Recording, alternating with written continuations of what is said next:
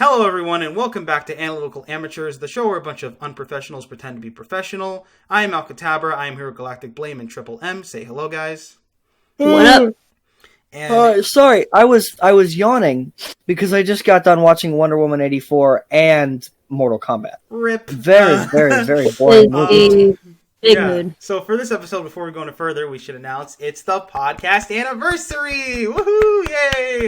Hallelujah! Oh wait, Yay. when you say that, is it the anniversary of the amateurs, or is it the the anniversary of the Wild Wisp amateurs of the analytical amateurs of our rebranding. rebirth? Yes, of Like a phoenix from the ashes. Yes, a phoenix rising indeed. So we have, this is our, it's a few days later than the actual anniversary date, but this is basically the 1 year anniversary. Yeah, because someone is still in school like a chud. Yeah, Galactic Blame had to reschedule, but that's okay.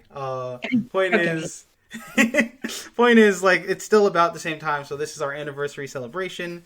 This is 1 year of our podcast, 1 year of ranting about Zack Snyder, ranting about the normies, ranting about blockbusters, and whatever else. 1 year of me being way too loud, way too soft, having really bad audio, just all of it.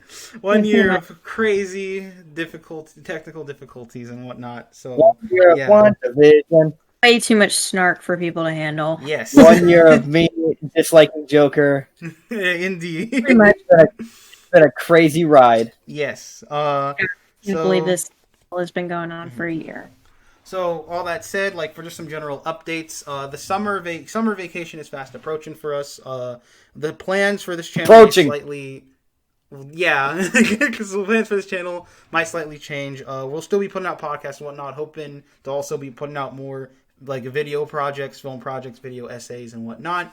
All that out of the way, though. We are discussing two very big movies for, I guess, the year. Two big Warner Brothers movies. We talk about Disney enough, so let's talk about their competitor, Warner Brothers. And two big Warner Brothers, the people who just can't get their shit together. Indeed. Talking about two films. Cannot handle their shit. Multi-conglomerate media companies, though. Yeah. They're really a good one at this point. True. So, for that, we are discussing two movies, Mortal Kombat and Wonder Woman 1984. Awful title, by the way. Yeah. Films that range from god-awfully terrible at worst and really mediocre at best. Yeah. So. I really just do not like the Wonder Woman 1984 title. Yeah. I think you should have just called it the Wonder Woman 2. I just don't know I don't know. They gotta capitalize on that 80s aesthetic. Yeah, that was another thing. Right off the bat. How dated it Are we talking about Wonder Woman 84 first or Mortal Kombat? Which one do you want to talk about? We already are right now, so you might as well. Yeah, I guess let's go ahead, because that one came out first. It came out first. Yeah, so... Well, right off the bat with Wonder Woman, I noticed something. When I was watching the trailers, I'm like, oh man, it's going to be super cringy, like Stranger Things. They're going to lean into the 80s aesthetic. But it didn't really need to be set in the 80s. Yeah, that's the thing. It being set in the 80s held no bearing on anything whatsoever. Yeah, I was so confused by the choice to do this. I was like, call it Wonder Woman 2011. Yeah. If anything, it's just restricting because now both of those villains are fucking 70 years old now. Yep. True. They're not. Yeah. And so the word is they want to bring Cheetah back for the third movie, which is going to be set in modern day. How? She's 70 years old now. The whole another that awful Cheetah design, I guess. We're at it. Mm-hmm. So the whole 80s thing was quite a weird choice. I remember seeing it being is there something really special about 1984? What I've seen reported... No, because it's funny, because he wears a fanny pack, I guess. Yeah. I don't really know. So, here's the thing, is that they should have, gone, not, too far into it, but they didn't go, far enough, which sounds weird. Because usually with the 80s stuff, it's kind of hammered in too much. Mm-hmm. Other than, the opening, beginning, with the mall, that's the only time it ever really feels like the 80s at any point. Mm-hmm. I think, thematically what they were going for was they were trying to be, big capitalism, Reaganomics type of deal, because, the villain is, business is a big but deal, I think we can talk about that later when we get into the villain, because there's a lot of thematic issues with how they portrayed the villain in my opinion. Like they kind of, it was clearly like two different drafts of the same villain that didn't mesh well together. And it's like they wrote 2/3 of it, and then they wrote like the last third, and then like completely differently, and then they forgot to go back and rewrite the last 2/3 of it. I mean, the last. There's so much with this movie. There's just. It's funny I was because so fantastically bored while watching it. Yeah.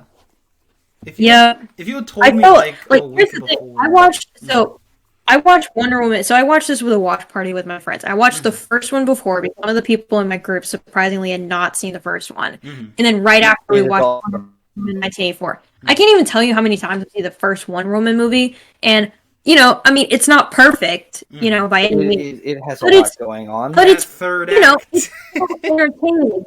Yeah, we don't talk about that. But like, even though I've seen it so many times and knew it was going to happen, like, I was still invested, and I wasn't bored at any point, really, until the third. But but when I was watching 84, which I was getting hyped for and everything, I just felt nothing. It dragged on for so long. The pacing in this film is awful. It's so bad. You easily could have cut out 30 minutes of it. I mean, like, that's the whole thing, is like, your film is gonna fall apart if like if your second act isn't interesting. I right now I literally cannot tell you what happened in the second act. Yeah. I mean, like, you have like the whole thing with like Steve, I guess, but that didn't even really do anything with that. It was like the whole structure of it was like it was a mess. But like I can't even remember what happened like most of the movie, like in the middle.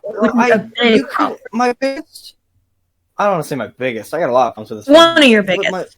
One of my biggest problems is just you could shave off 30, 40 minutes of this film if you cut out Cheetah and nothing will change.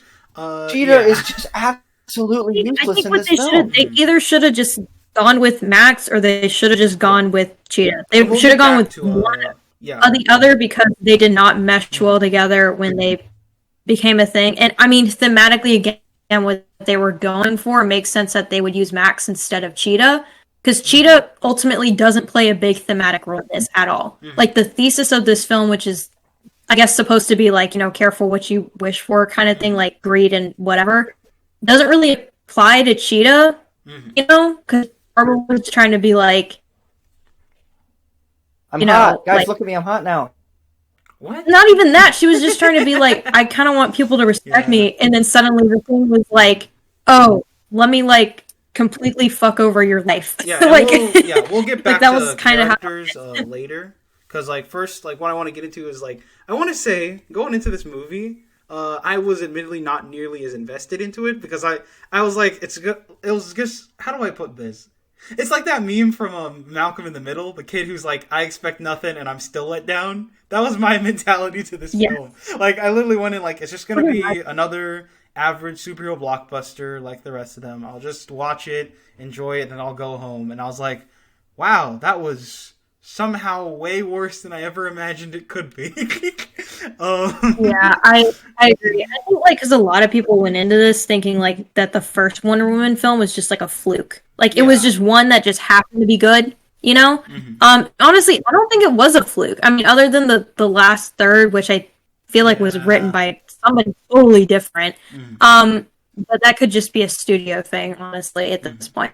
But it feels like with this one, it's like, so, I mean, should I bring up like the whole like aspect of like the writing and directing part of this whole thing? I guess, because like first I want to say the production, like, I don't know how to put this. This is gonna sound ironic coming from us, but the writing and directing of this film feels like surprisingly amateur. Like, not like bad and like no. It's not like a hack. Yeah, it's not like some like untalented hack like wrote this or something. But it feels like what? Fair. But it feels like it's like a newbie teenager's like first draft, which is yeah. Let me get into that real quick. Yeah, because there's like I said before, like the villain motivation totally changed in the last third. Which sounds like it was like rewritten, and then they just kind of like were like, I guess I'm not going to rewrite this part or whatever. What I think is like, so this film, I think it had like 4 screenwriters on it. I know Patty Jenkins and Geoff Johns. I believe it was 2. There might have been a third Jeff one. Johns. There was like Jeff Johns. Dave Johns. Whoa, stop. Who the fuck is Geoff? It's Jeff Johns. Did I say Geoff? Jeff. It's a habit of mine. That's a habit of mine to see that and say Geoff. I know it's Jeff. And Patty Jenkins. So this was my theory with this whole thing. Again, I don't know if this is true, and I'm not here to accuse anybody, okay? I think Patty Jenkins is a great director. Also seen her work in I Am the Night. I think that's what it's called. Yeah, I Am the Night. That was a pretty good. It was a TNT limited, whatever. She's a good director. Monster. I've seen Monster and Wonder Woman. I need to watch I Am the Night. She's a really good director. She totally is. But I think something that happened was when she made Wonder Woman, the studio like kind of immediately was like they attached like everything that was good that made Wonder Woman good to her, and they were like, "Oh, clearly you know what you're doing, so let's give you like a little too much creative control." Because they got her like really big in the storytelling aspect of this. So I think directing is her really big strong suit. But I think she lacks it a bit in the story department because, again, like Hugo said before, it's very amateur, the writing here. Again, I'm an amateur, but like even amateur. Something that clearly needed a few more drafts. So and I said it's kind of a similar thing with like this is like the danger that comes into filmmaking is because filmmaking is naturally a collaborative process. Is that like that's one of the biggest pitfalls that's attributed to the prequels, the Star Wars prequels, is because they gave George Lucas way too much creative control, and they also surrounded himself with like yes men who were like, okay, George. He just all he has is yes men, and like I mean, when there's like a good idea, when he doesn't have a good idea. Who's going to tell George Lucas no? Like who's going to do that? You're either going to get fired or everyone's going to think you're crazy. So it's like, it's kind of like a similar type of thing, I feel like, in this regard. But again, I'm not an expert in that, obviously. I don't know what happened behind the scenes. Still can't believe he said Jar Jar is the key to all of this. Patty Jenkins in the writing room. Steve Trevor is the key to all of this. He's a funnier character than we've had before, said George Lucas. Oh God, we need to get back to Steve later. Good God. Yeah, well, there's a lot to talk about with him. But like back to the whole like amateur point. It's like I forgot to mention production of the 80s aesthetic here. So I was in DC when they filmed part of this like a couple years ago. Nice. Yeah, I happened to be there. They were filming it in Georgetown when I went to go get tacos or something. But anyway, tacos. So they took like a whole couple blocks of the street and closed it off, and they made the entire area look like it was from the 80s. So they had like old like movie theater. I think it's a coffee bar now. Was that for the super gratuitous cameo in the final credit scene, or was that for the scene where she was running and trying to act? No. Here's the part is so like I mean what they did, they like converted the 7-Eleven because there's an actual 7-Eleven there, but they made like all the prices and like all the ads like totally look accurate to what it would have been like. They had like vintage cars. Everyone was dressed in 80s shit. Like it was all out. Like it literally looked like you were stepping through a time machine. It was really cool. But they only did that for like an establishing shot. Yeah, and for like one or two scenes. Well, yeah, it was that establishing shot. Like I can point it out to you. It's in like the first part of the film. It's crazy like that they went all out for a production thing like that. And they don't even do anything with it. Yeah, like that's something like Once Upon a Time. Look something like Once Upon a Time in Hollywood, and how they basically like utilized nostalgia through the whole film. Like they knew what they were doing with their budget there, and here it feels like it was one or two scenes. I feel like which is crazy because again, 80s oversaturation stuff is like Like when I saw everywhere. those posters for the movie, like I was like, "This looks great. This is gonna be like super cool techno shit." Oh, you like those posters? I like. They made my eyes hurt. And that's what I liked. Yeah, that's what I liked about it. That it was so much color. I was like, "It's gonna be." And then I also like the fact stuff. that I like the fact that a lot of people were like, "It's trying to copy Thor Ragnarok." I'm like, guys, Disney did not invent color. Exactly. Disney didn't invent 80s shit. My God, why was the 80s? Why? I really you could have called it 1964 and changed stuff around, and the only difference would have been there would have been fewer black people. Yeah, like because they really don't do anything with what they. There weren't even any black people in the film. There was like two. I'm trying to think of a black lead or a black side character. There's the guy with the big glasses in the "Renounce Your Wish" scene. That's the only one I could think of. Yeah. Oh, and the homeless guy. But yeah, that's it. Those are my two. Hashtag Warner Bros. I mean, a guy like Jeff Johns. For the guy like Jeff Johns writing a film, it makes sense that there'd be less black people. He's a flaming racist. Nice. I see what you did there. Because there's a lot of controversy. For those of y'all listening, there's a lot of controversy with Jeff Johns and race. So. Okay. Yes, this is the accusatory podcast. Yeah. Sorry, we gotta get back to. But yeah, don't worry, I'm gonna go. How is it every time we talk about anything, it always goes back to fucking Justice League? For real. But anyways, other than that, like back to the whole amateur point I was bringing up earlier. I think that like the writing, there's so many like basic like key points that these are things you learn about in like a basic film class to not do, and for some reason show don't tell, baby. Them. Like one of them, like one is like. Unnecessary bloated scenes is a big one. Like, for example, a lot of people talk about how the film has, like, two intros. You have a scene of Wonder Woman back on Themyscira when she's a kid, and then the scene of her, like, saving people in the 80s and the mall stuff. And a lot of people talk about how these two intros more or less don't need to be there. Like, you can cut one. As a matter of fact, the executives told Patty Jenkins she should cut one, and she fought tooth and nail not to. And that was a big story for the film. And I'm like, why? I don't know. Because, like, usually when you hear about stuff like this, like, as much as I hate this movie, I think that Age of Ultron's farm scene was one of like the few good scenes in that movie, and it was almost cut, but the director kept pushing to keep it in. So usually when you hear about stuff like this, you're like, oh, you see, that's creative vision taking control and like making a movie better. But for here, I'm like, no, you really should have cut it. Like, I'm just like, you should have cut it. No, it's like, yeah, here's the point. Sorry. Yeah, it's like, yeah, Patty, I know, we're dealing with Warner Brothers. Stick to the man Snyder cut. Which one? The one at the beginning? No, the one at the beginning. And then it's like, I'm conflicted, because I hate both of those scenes. I hate them both. I hate the first one because it's useless, it feels out of place, and I hate the second one because it's so weirdly campy. It's like... The first one, the one in the Themyscira, is like, literally, I mean, I literally have here because I'm writing scripts right now. It's like I have sticky notes that have a dialogue check, and if it's like if it doesn't do at least like three of these things, then you need to cut it because the whole point everything. Oh Jesus! Everything has to like check a box because you're working with people's attention spans, and if you're not keeping them interested the whole time, they're going to get really bored. And clearly, they didn't do that because everything is so bloated.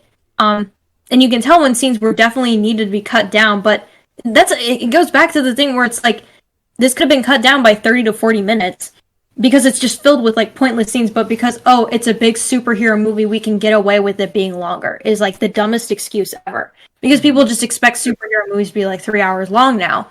But like, yeah, thank you for that, Marvel. Yeah, thanks. Thank you for making people think that 2 hours and 40 minutes is a normal length for a movie. Here, I have like a basic check here. It's like plot, relevant, builds character, reveals something new, exposition. Tell me if the Themyscira scene did any of those things. All it does is set up a theme that could have been set up anywhere else. I was going to say, it sets up a theme. I don't even know what the hell the theme was. It's like, always if you lie, you're bad. And we'll get back to that theme, trust me. But if you lie, you're bad. Don't lie. And I'm like, did we need all this for that? It was also like, but it was really seemed more like she was teaching her not to cheat. Like, I don't know what the... Yeah, but that never really comes up in the movie, does it? Yeah. No. When in the movie does Wonder Woman go, "I'm cheating. I shouldn't be doing that"? No, don't you get it? Don't you get it? She's saying don't be a cheetah like Cheetah.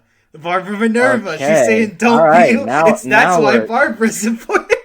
I'm pulling this out of my ass. How long did it take you to come up with that? You're approaching this with more thought process than they did. You see, it's like poetry, sort of. They rhyme. Oh my god! Jar Jar's the key to all of this. Barbara Minerva's the key to all of this. But yeah, she's a funnier character than we've had before. Of course, Kristen Wiig just plays Kristen Wiig again. Yeah. I can't stand her. I'm sorry. I cannot stand character and everything. Quirky white girl. Quirky white girl. Quirky and clumsy person. Always, she has no range. Oh.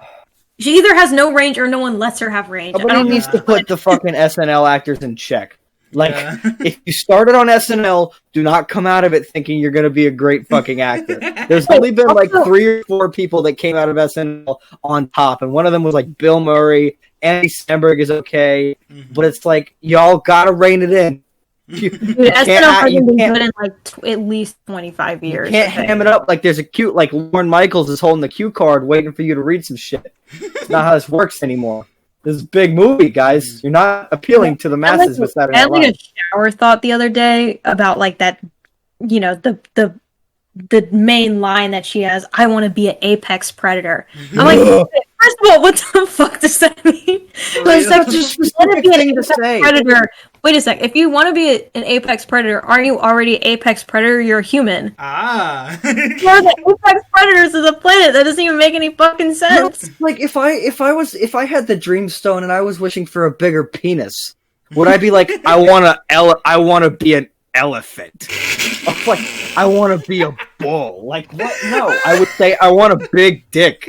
Why didn't she just say I want people to like me? For real. Yeah, I know, right? Good lord. Like, I just want people to like not pick on me for being Kristen Wiig. Yeah, and then there you go. You got 30 minutes shaved off the film. You don't even need her in the fucking movie. Yeah. Yeah.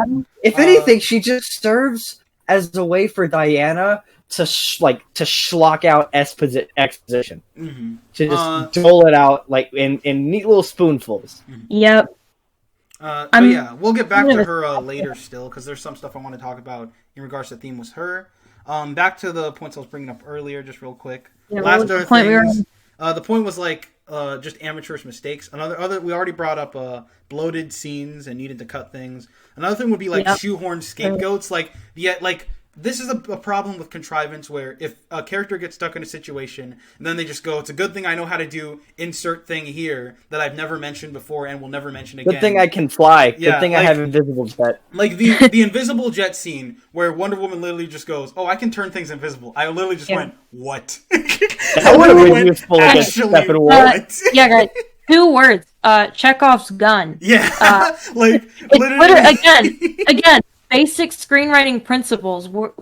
Again, we pretend to be professionals here, but I am here to say that is a basic thing that the starting person knows, even if they don't really know what it means. They know what it is. It means that if you're gonna have something, you gotta establish it earlier. It can't just come out of nowhere. It can't just be a character saying, "Oh, I know how to do this," or "Oh, I know that," or "Oh, I have this thing that they never mentioned before." And it comes out of nowhere for the sake of the plot. It's, again, basic screenwriting 101. It's like, you gotta establish stuff like that, and then you gotta have it come into play later.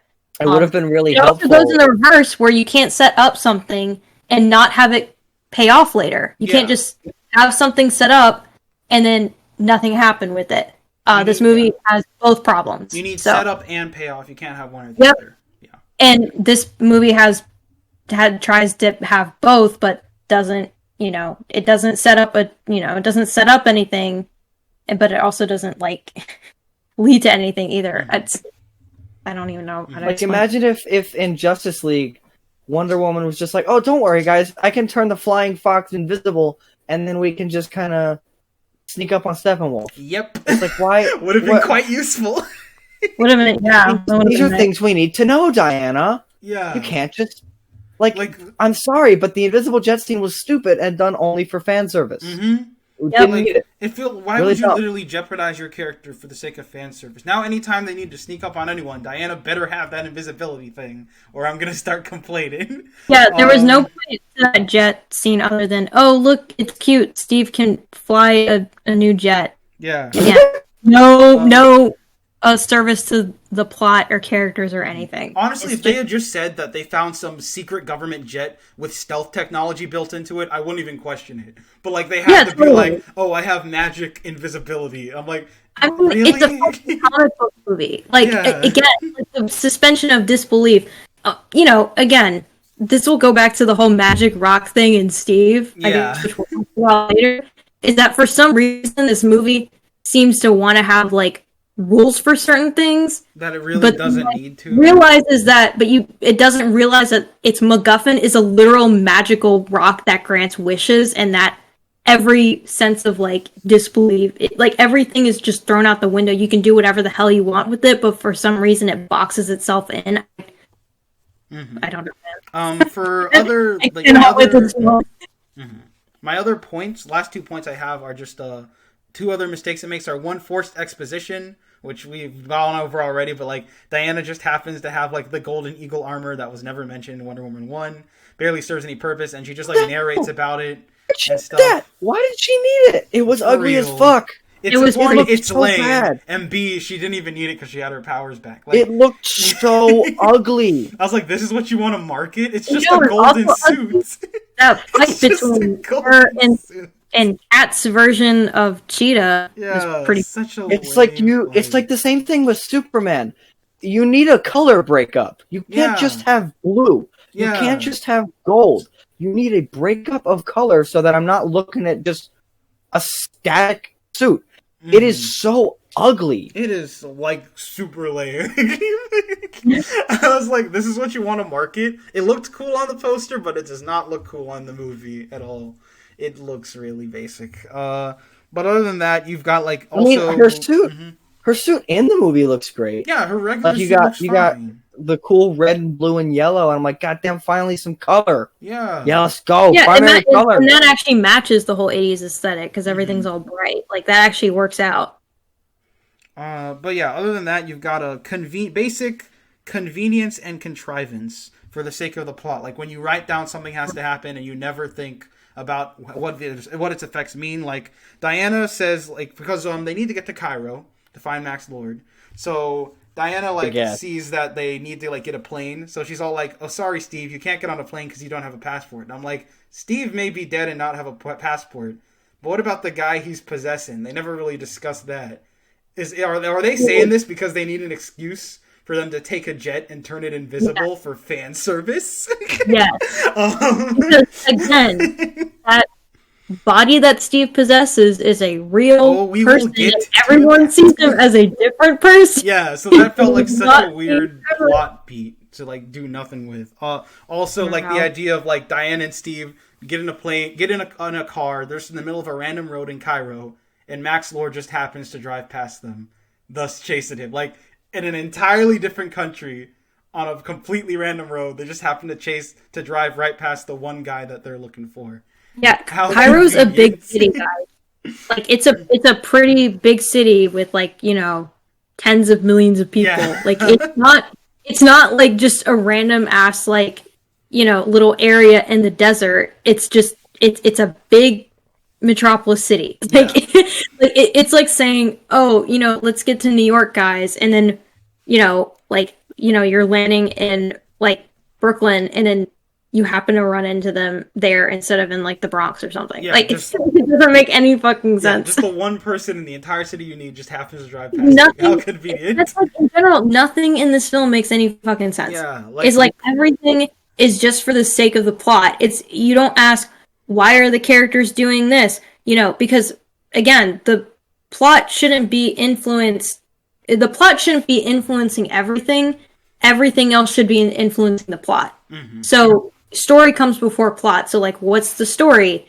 And then the plot is like all the beats that happen within that story. So like, you shouldn't get caught up in the beats because, you're going to lose all that connective tissue when you're going from one thing to the other. So you got to ask yourself, like, why are the characters doing this thing and this thing? But it's just doing the bare minimum here. It's not asking, it's not caring about character motivation or anything, because all the characters are either pointless or superficial. Yeah. So it's like, it's not asking those questions, and it doesn't care about that. It just cares to get from like one action scene to the next, and it's just lazy and bad. Again, basic screenwriting. So, and I will say, like, to be fair to the film, at least there are actually some bits where the film is, dare I say, clever. Like, one little detail I actually noticed that I liked was, like, early in the film, Diana's like at a party, she's just chilling. Then one of her random colleagues comes up to her, and they're trying to flirt with her, and they're bragging about how they like got a job in the White House and everything. And Diana just like dismisses them. And then later, Diana sees like Max Lord has gone to the White House, so she and Steve need to get in to chase him. So then she actually goes and contacts that random coworker. Yeah, that's and, like, good. Convinces him right there. Like, now they should have done that with literally everything else. Yeah, so that like that's an example of they know what it is. Mm-hmm. They just didn't do it with everything else. They just either didn't care or... I mean, I just feel like this film... Again, all scripts, go through multiple drafts. But I feel like this, like, one... They just should have given it more of a read-through and then just kind of, like, put everything on paper, like, kind of mapped everything out and been like, wait, how did they get from this thing to this thing? Yeah. Because, again, character motivations change like crazy. And, again, a character is supposed to change. Don't get me wrong. Mm-hmm. But, like, it's one thing for a character to have, like, a slow, gradual change where they go, they slowly go up and then they, like, lose everything and then they, like, find a new way again. Like, it's one thing to do that, to have an actual, like, arc. But then it's another thing for a character to be stagnant the whole way through and then suddenly 15 minutes into the end of the film, they change everything. They do a complete 180, which is what Max Lord does in this. It doesn't make any sense. Like, because like they don't go through arc. For the writing, like somehow random White House tour guide has better characterization and setup than Diana's power to turn things fucking invisible. So just keep that in mind. Again, that's just they should have just gone back and looked at that stuff again. That's stuff that could just be fixed by editing it. It's not that difficult. Can we talk about how the movie's like mystical object has the dumbest loophole in the world? Yes. Let's get into that. That's Genie 101. You can't wish for more wishes. And you also can't wish to be the genie. Yeah. Well, I just think that it's really dumb. Like, if you have a genie in your movie, the first rule is always you can't wish for more wishes. Yeah. So ipso facto, if you have a stone that can grant wishes, you should not be able to wish to become the stone. Like, what if Maxwell Ward was like, I would like to be you, the Dreamstone, and then he turned into a fucking rock. That's what I was expecting. Why was he so sure that was going to work? Like, what if a Death Note type thing fell from the sky with one page of writing and you can't do that. You can't do that, sorry. It makes no sense. And also, the Dreamstone doesn't die whenever it grants wishes, so why does he? That's okay. So I will say I don't know. This is weird, but someone brought up that we see Max like coughing and having like health issues earlier in the film. So some people are saying like it worsened his health issues, and I'm like, if that's the case, then they should have made that more clear. Because if not, then I guess it just kills. I really don't get it. I don't think that's the case. I didn't see that. Because that was like a one-time thing, and I'm like, I'm not really seeing that. So if not, then I guess it just kills you. Like, I don't really get... Is that just what it took from him? Because I guess the wishes do that. I don't know. It's weird. I mean, like, the whole point of a MacGuffin is literally to spoon-feed the audience. Like, it's like, oh, the people got to get this one thing. Like, this is the thing that's influencing the plot.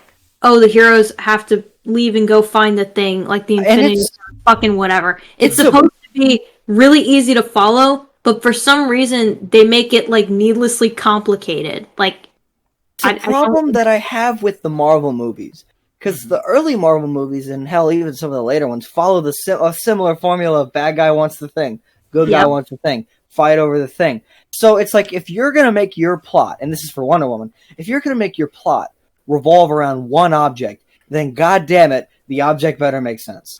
Because at least the Infinity Stones make sense. At least the shit in Marvel makes sense.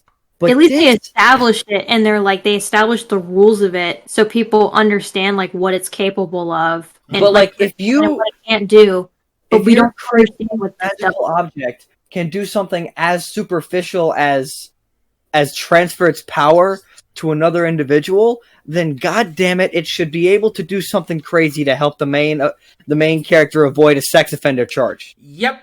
Time to talk about it. All right, let's do this. Time to address the elephant in the room. All right, I'm gonna take this one up. Okay. Please do. Again, like you said, this MacGuffin it's very broad. It's very superficial. There's not a lot of rules with it. And again, you're working with a magical rock that grants wishes.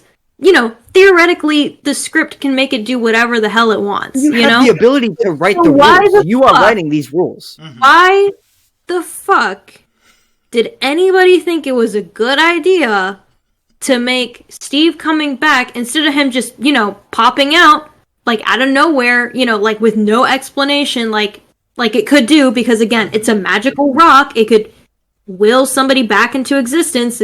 There's no pre-established rules for how it revives dead people or anything. So it's why did they not do that?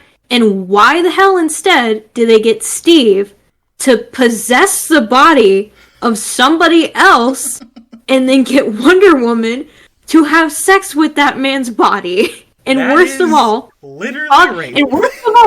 talk to him at the end of the movie and hint at them having a thing. Why? Who thought this was a good idea? And just to be clear, a lot of people defend this by saying oh, well, it's just implied that they have sex. I'm okay. No. It doesn't matter. It's still weird. Okay, she still slept with him and they still kissed. And she still sent him into war zones to nearly get shot. That poor engineering man did not give consent. Yeah. His soul was, I don't even know where, not out of his body. I mean, it was out of his body or whatever. I don't know. But, oh my god, I don't understand. I'm sorry, I'm gonna say it right here, right now. If the genders were swapped here,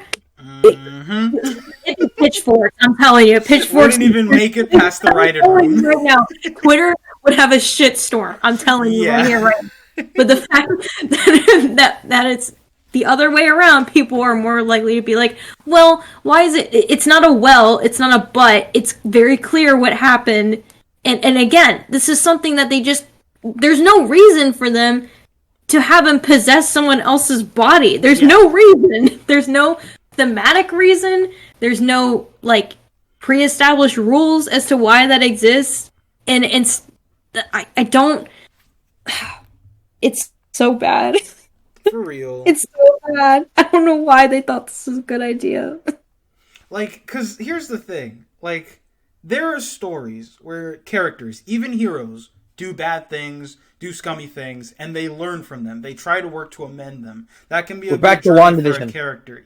Yeah, but the thing is, the movie acknowledges that Diana trying to keep Steve is bad and toxic. But the problem is, the reason she lets him go is not because she feels bad for Handsome Man. By the way, that's his name. He's credited as Handsome Man. He doesn't even have a name. But the reason she lets him go is not because she feels bad for Handsome Man and what she's doing to him. It's because she needs her powers. Because the Dreamstone has a monkey's paw-like effect. So in exchange for bringing back Steve, I thought the monkey's paw effect... Because if the movie was written well, the monkey's paw effect would be that Handsome Man's body was stolen. So Diana would have to live with the fact that she was robbing another man's life. The potential family or friends he had were losing him. And she'd realize she has to let him go.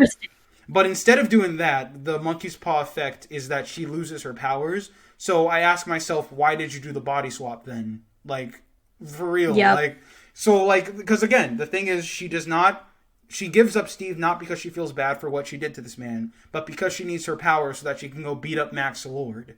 So implying that that was a messed up thing to do, and even worse, at the end of the movie, he the actual like handsome man. I'm gonna call him the engineering dude because I guess it's less. Let's have some more respect. Less demeaning at this point. Okay, I'm sorry. I'm gonna give him the respect he deserves. Yes. So this poor man goes up, like they have like a little tender scene at the end where they smile and they talk, and I'm like, oh my god. I was like, she literally had sex with him and he didn't even know it. Apparently in the original cut, even unsee it. I'm like, oh my god. Apparently, it's so bad. In the original cut, I believe this is just a rumor. I have to check it, but apparently in the original cut, Wonder Woman actually starts dating that guy at the end. No! But the test screenings responded negatively to it, so they cut it. Rightfully That's so. the only part that they said. So it's like, oh, it's weird, the whole body snatcher thing, but we draw the line when she starts dating.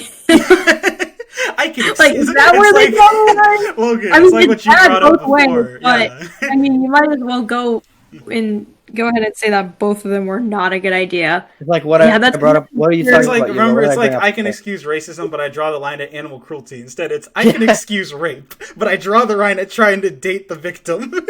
But yeah, either way, point is that this was just a really, really, really, really bad choice by the writers on so many levels.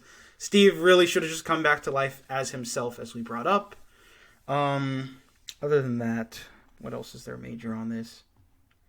I mean... Oh, can we talk about Max Lord? Before we get to him, there's some other stuff about characters we should go through. First of all, it's implied, not many people talk about this, but it's implied that Steve could have actually just had his own body. Because when Max Lord, when they're in the White House and Steve is handcuffing Max Lord, Max Lord offers him a wish. He's all like, what do you want? Do you want to be a real boy? Indicating that he knows Steve is in someone else's body. And I'm like, wait, so you could just give him his own body through the power of the Dreamstone? Then why didn't the Dreamstone just give him his own body? Exactly. Other than that, so my question is, because, again, I'm sitting here Patty Jenkins is either really stupid and didn't realize that she wrote a film in which Wonder Woman raped someone, or she's really evil and thinks that men deserve to be defiled like this. You can take your pick on that. I remember somewhere reading that it was based off of some other film that she watched. And that's my next point, because Patty Jenkins, the director, has indirectly responded to this controversy through the power of Twitter, and by Twitter I mean retweeting someone else. So I have it. I'm gonna pull it up right now. Hold on a second, because I bookmarked it. But yeah, so I have it bookmarked here. So Patty Jenkins, I'm gonna read the tweet. So the tweet's from someone else. She says, "Haha, exactly at that person." So this person's tweet. Let me get their tweet up. So they wrote out a little tweet longer explaining the defense. So I'm gonna read it out now. Blah blah blah. Just have it. Okay. Why did he at Grace Randolph and Gal Gadot in the... Anyways, because fuck Grace Randolph. Anyway. Oh no. Anyways, back on track. Yeah. Grace Randolph. So yeah. Anyways, the response they made is. So I'm going to read out what they said. Number one, I'm linking the wiki to the body swap movie genre. If you can't see that Patty Jenkins was playing with that trope, and even intentionally pointing out the problematic nature that all these movies have to skirt around, then I think you need to re-examine a beloved 80s fantasy movie like Big with Tom Hanks, where he, as a 12-year-old in an adult body, has sex with an adult female, making her a statutory rapist by default. Also, number two, the movie implies that if you revoke your wish, then much of the impact of your wish is revoked. Hence, even the sex Diana had with the guy possessed with Steve may have actually been eradicated from the movie's fabric of reality. So that's what this person unfuck someone. Right. That's what I'm saying. So first, I want to respond to the first one. I don't think we watched the same film because I didn't see any part where the fact that she took someone else's body was discouraged anywhere. Yeah, that's the first thing. So, yeah. Like we brought up, it's bad that they never acknowledged that. Any kind of deconstruction at all. Mm-hmm. This is not satire. It was not satire or any exploration. No, that was 100% Patty just going, oh shit, someone solved my problem for me. Yeah. Dumb. The point they bring, I don't like the whataboutism effect, oh, you hate this plot hole in this movie? Well, this other completely disconnected movie has this same plot hole, so it's not a problem. Then it's bad too. What do you want me to say? Too. Because I, for one, don't like what they did in the movie Big with that thing. That also creeped me out. So what's your point? Other than that, the whole revoke wish thing, they're saying that the movie implies that if you revoke your wish, then much of the impact is revoked. No, it's not. Because the characters are still very... someone. You can't undo that. And also, the characters are still very much aware of the impact of their wishes. You can't put the sperm back in his penis. Yeah, like otherwise Diana would not recognize the engineer guy at the end. So no, it's not undone. Like how does Diana sleep at night? How does she? Like that poor man is going to wake up. Like that poor man's gonna like wake up realizing that he, like in the middle of a riot, because she like left him in the middle of a riot. He's gonna get arrested for breaking into a museum and stealing a jet, and he's gonna find out that he got STDs from the early 1900s. So yeah, thanks Diana. But yeah, other than that, like we haven't even talked. This is the thing. Steve is so unfortunately wrapped up in this controversy that we're talking more about the ethics than him, because like Steve as a character, he didn't have to be here. Like, that's the thing. No. He really didn't have to be in this movie. Most of the characters in this film didn't have to be here. Yeah. Like, I mean, I'll say he was okay, and he was able to effectively back up, like, Wonder Woman despite not having powers, but he really didn't, like, need to be here. And the thing is, the interesting stuff that they could have done with him, they don't do. Like, there's no exploration of like the potential PTSD that he garnered as a soldier. He doesn't seem bothered by the fact that all his friends from the first movie are like potentially dead. Probably. And he's completely complicit in Diana's sex crimes. Like, he doesn't really counter her.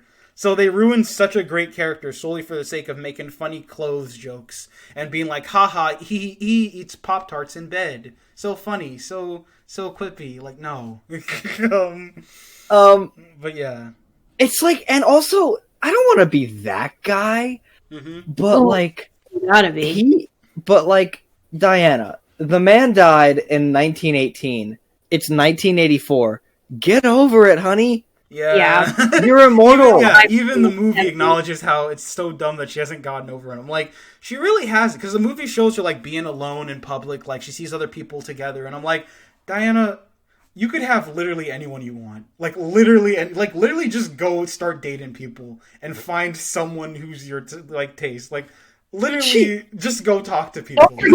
I have to be shut off from society. Like, why? By the time Justice League comes out, too. She's still hung up on Steve. Yeah. Even after, according to Joss Whedon.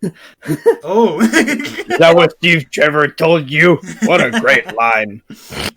Steve Trevor told you that? But anyways, but yeah, I really wish that they had explored stuff about Steve more, other than just using him as a gag. And then he kind of just leaves. He leaves in such a lame way. Like, he says goodbye, and then he's like behind a pillar. Screen. Yeah, you just hear him going.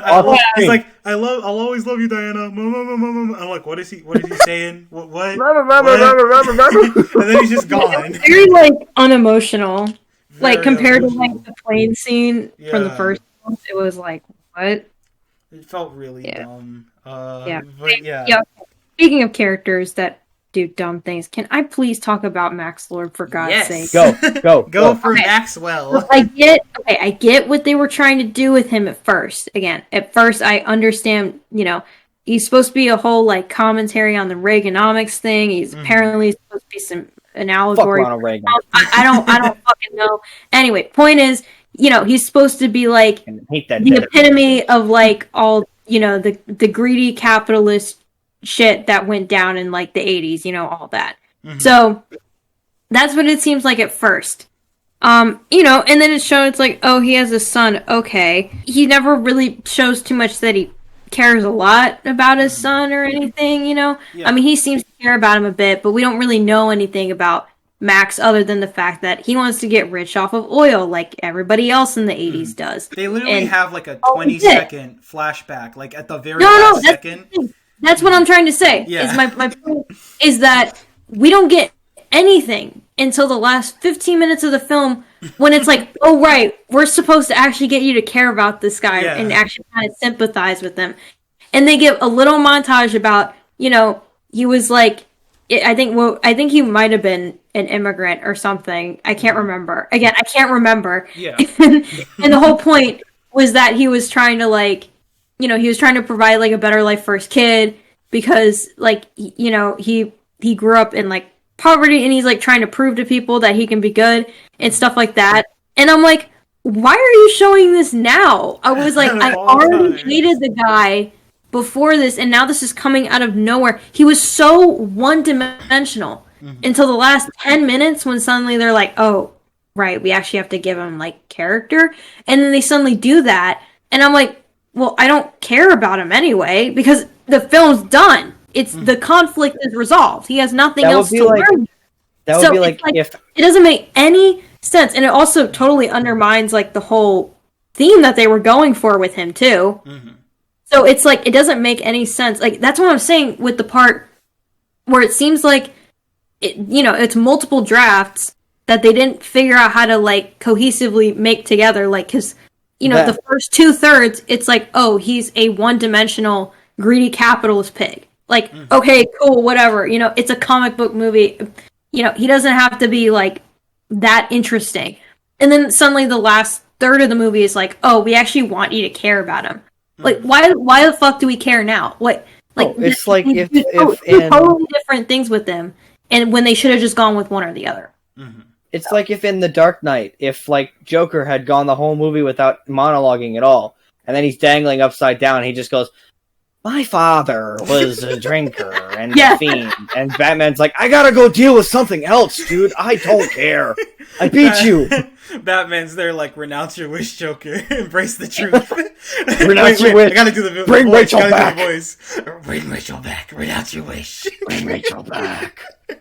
You can only have the truth. But yeah. Sorry, I fucking... But yeah. I really, it's like, I don't have much to say anymore about this movie. It's got a dumbass MacGuffin, its plot is a mess, it's boring as hell, that's really it. I have some points. So first on, like, Max Lord, like, we were already talking about him. I will say, I want to give Pedro Pascal props for actually just embracing the craziness. Yeah, he can fucking do anything. He had I can tell he loved having fun here, yeah. And I don't fucking blame him, you know? Pedro Pascal It wouldn't have worked in any way unless at least Pedro Pascal did something with it. Yeah, so I can give him credit. Like, if he's happy, I'm happy with that. But yeah. That man, Pedro Pascal, could spit in my face and I would be like, thank you. Yeah. But yeah. He's a fucking wholesome Chad Chungus 100 wholesome. I will say, like, I can understand what they were trying to go for with him getting, like, the Dreamstone and, like, him having the power to do whatever he wants. Like, that, like, quite literally, like, is a metaphor for, like, the damage that greed can cause. If that's what they were going for the whole, like, his body's being damaged, then sure, they should have explored that better. But I can definitely see what they were going for, like, metaphor-wise. His relationship with Alastor was nice. They should have added more scenes of them actually together, I think. But I felt like that they were actually willing. I'll give the movie credit for actually being willing to make, like, true, like, a wholesome, relatable character out of their villain. Because, you know, look at the previous Wonder Woman. You have Ares and Ludendorff. Oh my god. They're just evil. Like, they're just... Oh my god. They're just, like, Ares is quite literally a mustache twirling evil villain that you gotta blow up. Literally the god of war. Ares, who they set up... Ares, who they set up to be a metaphor... And then quickly said, "Fuck you! He's not a metaphor. Yeah. He's just a villain." He's an actual dude. Like, oh my god, the dumbest shit ever. Because that film went from like, "Oh my god, that's actually a really smart thing," to, "Oh no, they're stupid." So I can give this movie credit for definitely like evolving writing wise to be better than that. Again, Max Lord should have established it before. It comes out of nowhere. That was really dumb. Again, like, it needed another draft, at least one. Which is, and even then, the story is beyond broken at that point. But at least it would have made some sense. It's kind of sad that Max Lord's one of the better villains of the whole DCEU. Like, I'd put him up there with like Black Mask and Dr. Sivana are probably the best ones to me. I was gonna say Zod, but no. The point is that he's definitely he's better on that list. I'll give him credit for that, but he needed more like just development for his personal life outside of just being a walk-in literal metaphor and plot device. Other than that, the other villain of this movie is Cheetah, who I believe is solely here so that we can have action. Like, because Max Lord's not physically strong enough to face Wonder Woman, so she's just the muscle to beat her up and have horrible fight scenes with.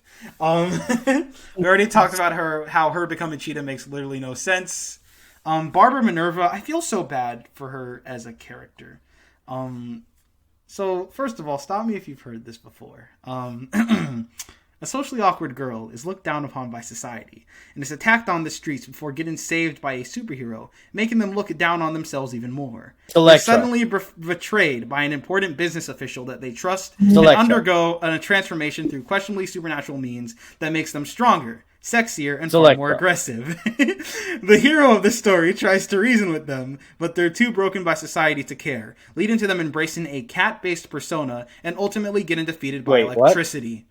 I am, of course, referring to Selena Kyle from Batman Returns. Oh.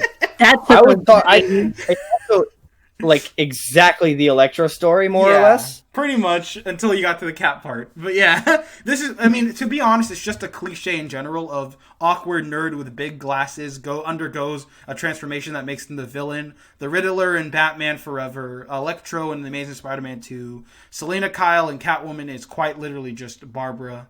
And yeah, I'm tired of this cliche. Like, the thing is... It's really annoying. Like, they don't even do anything good with it, because Barbara is not even asking... Most movies that do this don't know how to handle it. Like, the thing is, these characters aren't asking for much. They just want, like, to be noticed or appreciated, and then they just turn into a full-on villain. Literally, like, can I go do work without getting pushed? Yeah. And instead of, like... Can I literally just do my job and walk down the street and not get catcalled? Like, that's it. Like, and instead of actually exploring, like, their mental state, having the hero try to reason with them, they always just get blown up or knocked out or something. And I was thinking, if any movie would change that, it would be this one, due to how much they put an emphasis on themes. And I know that the writers definitely care about Barbara because of how much time she spends with Diana and how they try to reason with her. So I'm sure that Diana's going to talk her out through this. She's going to turn a new leaf, become a good person. Instead, she just gets electrocuted and then she's gone. And I'm like, okay, great. Bye, Barbara. Like, what a waste of a character. Like, there's really something to say about someone who just wants to be appreciated.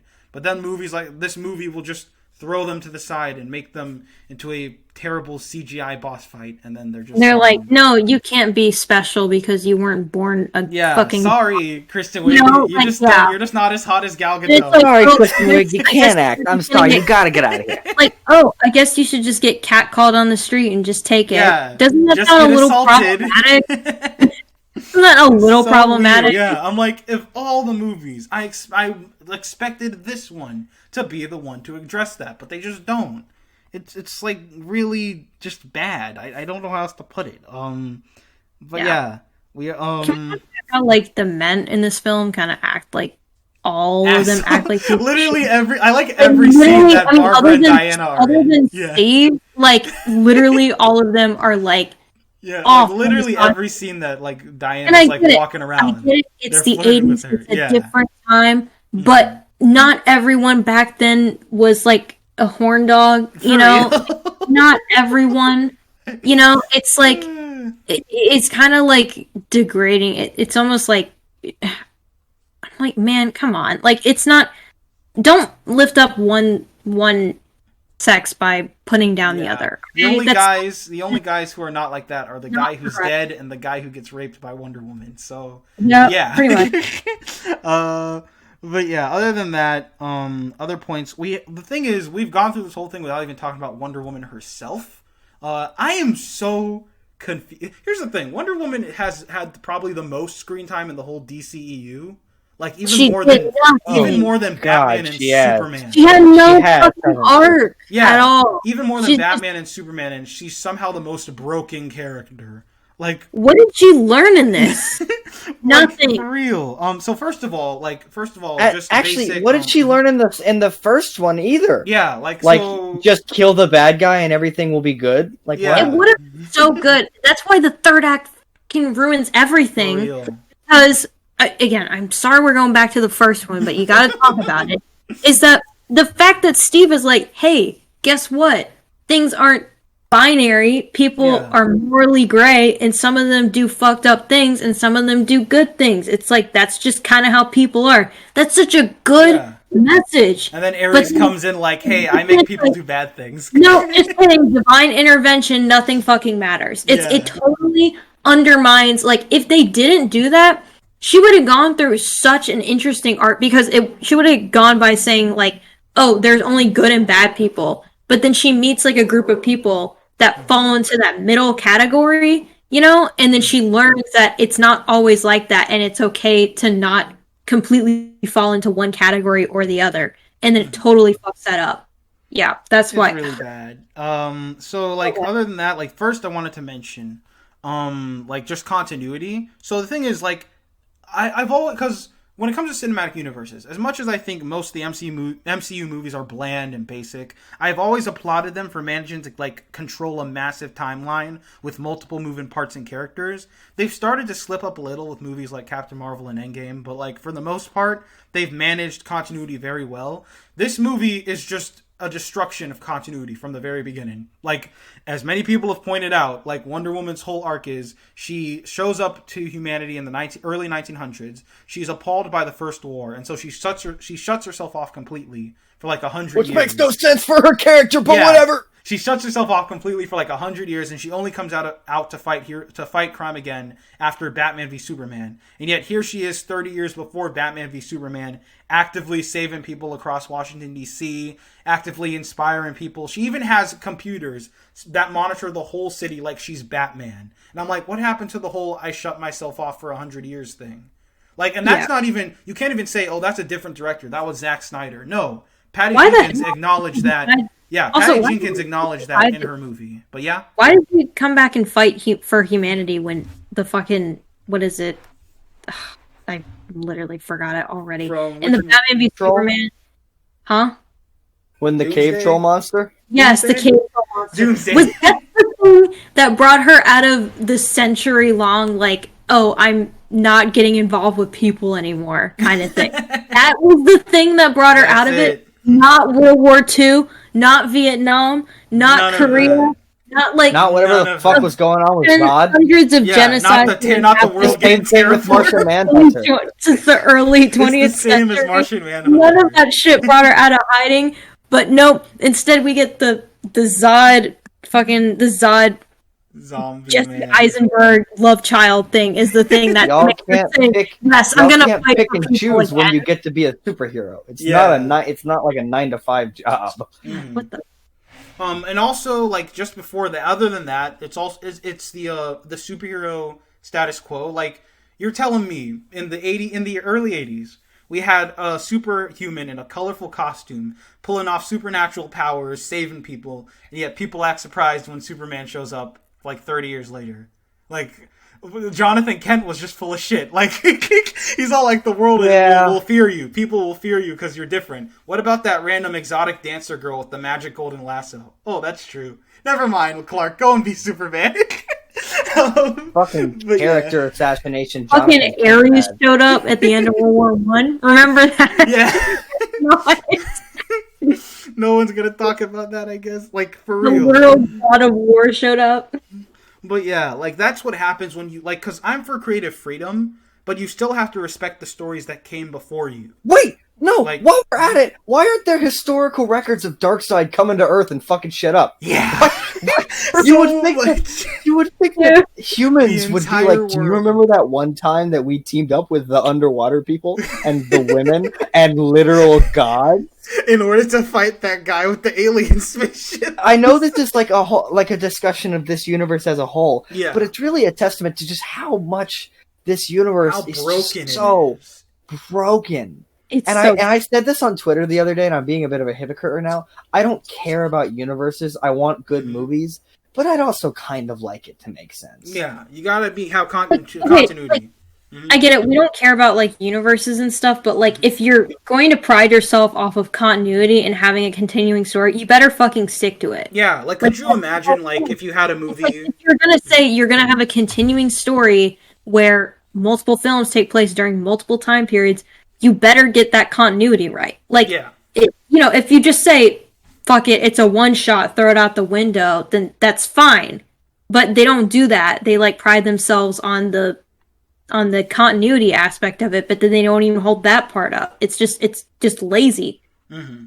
But yeah, so Wonder Woman as a character is just fundamentally broken because on one hand, you have her, like, in this movie, they try to set her up as this aspiring hero. Like, she's more, like, protective, and she doesn't want to hurt people, and she, like, saves whoever she can, and that's great traits for a hero to have. But then, literally, in Wonder Woman 1, you have her, like, kneeing soldiers out of windows and killing snipers like it's nothing. She even, like, she gets, like, a thrill in the fight with Doomsday. Like, she's really, like, she smiles as she fights him and everything, like, she likes to fight. And don't even get me started on the Snyder cuts. Okay, we don't need to talk about it. We don't need to talk about it. We don't need to talk about it. Scene. We don't need to talk about it. Snap guys next to the wall.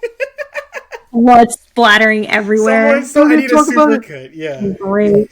We don't need to do this every time. Yeah. We do it every time. Zack Snyder, what have you done to us? You cursed this podcast. But anyway. I think are we like legally obligated to mention Zack Snyder at least one time? No, it's the 1 year anniversary, but we should just wrap up Wonder Woman because we have a whole other movie to do. Moving on. This movie's got way too many problems to talk about here, so just gonna. The last thing to talk about, I guess, like going through my notes, would have to be just the ending and the theme that they promote there. So, like, the whole ending is Max Lord got his hands on some, like, probing tech that lets him metaphysically interact with the whole world and grant their wishes or whatever. Like, okay, I don't get it. Point is, he's granting everyone's wishes. Why? Max's goal was to get oil and to have his son be proud of him. How does that translate to I should grant the entire world's wishes? He already got what he wants. I'm reading this review on Letterboxd. Forget about the fact when they go, and now renounce all your wishes, and everyone's like, yeah, cool, all right. Mm-hmm. Well, I'm reading this review on Letterboxd, and it's like, Barbara Minerva. I used to be a nerd who nobody liked, but now I am hot and bulletproof and can pull off Robert Smith levels of eyeliner. Maxwell Lord, but don't you want to be more? And then Barbara Minerva, I want to be a cat. That's a perfect. She wanted to be a cat. She signed up for the Cats movie. Apex predator. Oh Lord, but yeah. Point is, like, the ending is just really bizarre because, like, the whole thing is Max is like, I don't know what he really wants with the wishes because, again, he already got what he wants. But, like, some people are saying, oh, that it's the power of the Dreamstone because, you know, the Dreamstone wants to grant wishes. And I'm like, again, they never set that up in the film. He's just doing this because. Point is, like, what happens is that after Wonder Woman's terrible fight with Cheetah, she goes in and confronts Max, and then we get. Okay, first of all, the wishes. So, magic is insane. Magic is very hard to write in movies in general. That's why it has rules. Wishes are very insane to write in general. That's why it has rules. If you're telling me that everyone across the world at the same time is getting literally any wish they want granted, that is fucking insane. That is actually broken. Like, it's if you told me an entire town got their wishes granted, I'd be like, don't write that. Now you're telling me the entire world, I'd literally have a heart attack. Like, what if somebody wished for everyone to die? What if somebody wished? All it takes is one person saying, all it takes is one emo person saying, I wish the world would end, and then the movie's over. What if some racist was like, man, Africa don't look so good. What do you wish for? More nukes. Yeah, no, it's just dumb. And that's all I have to say about it. Fucking stupid. Like, it's just... Okay, if the president got any wish that he wanted, he wouldn't wish for more nukes. He'd wish to win the Cold War. Come on. Like, think of all the broken, like, all the wishes. Like, a lot of people are going to wish to bring back dead relatives. So, does the dead wish work the same way that Steve's does? Meaning that a lot of people are going to get bodies stolen. Like, a lot of people are going to wish... Are we going to make that Bruce Wayne joke? Might as well. Bruce Wayne. I wasn't even going to bring it up this time, but yeah, a lot of people have brought up. The Waynes, Thomas and Martha Wayne, died in the year 1981. That is 3 years before this movie. Bruce Wayne was old enough to be watching TV, so if you saw this broadcast, you are dead ass positive he was going to wish his parents back to life. think of how broken that is. Also, the logistics of it's like, okay, so we've established that you need to physically touch someone to wish. Yeah. You need to physically touch someone to wish with the Dreamstone. That's not how satellites work. That's not how satellites work. No. I'm playing a video game right now. I'm not touching and that's Batman. enough. It doesn't I'm not make any sense. so dumb. Nothing We spent so much time talking about this. I didn't expect to spend so much time talking about. No, that's why. Don't worry, we're about to wrap up because what I want to get into is the speech. I have the transcript of the speech, right? You have Wonder Woman's speech. I have the key points because I'm going to read it out and I want to just discuss why I think this is one of the worst things ever written. Should I do a Gal Gadot impression or is that racist? No, just read it. Okay. Just read it. Racist, but I don't think you should. Yeah, so anyone like Max Lord's all like, you can have whatever you want, blah, blah, blah. So Wonder Woman says, I've never wanted anything more, but he's gone and that's the truth. She's obviously talking about Steve. And everything has a price, one I'm not willing to pay, not anymore. This world was a beautiful place as it just was, and you cannot have it all. You can only have the truth, and the truth is enough. The truth is beautiful. So look at this world and look at what your wish is costing it. You must be the hero.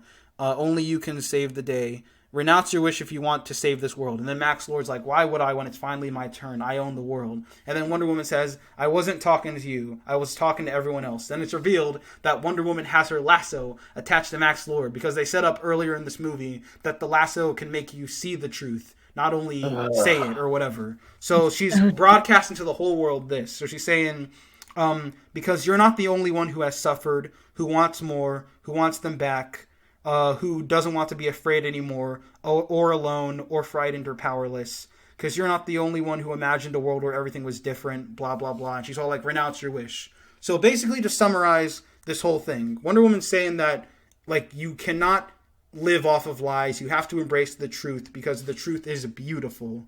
And and your wishes, whatever you want, is costing the world dangerous things.